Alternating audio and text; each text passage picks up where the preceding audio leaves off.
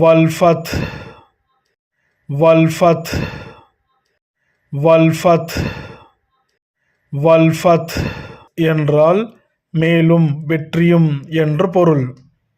வா வா என்றால் இன்னும் மற்றும் மேலும் என்று பொருள். அல்ஃபத் அல்ஃபத் அல்ஃபத் என்றால் வெற்றி என்று பொருள். இதில் வெற்றி எனில் போரில் அடையும் வெற்றியை குறிக்கும்.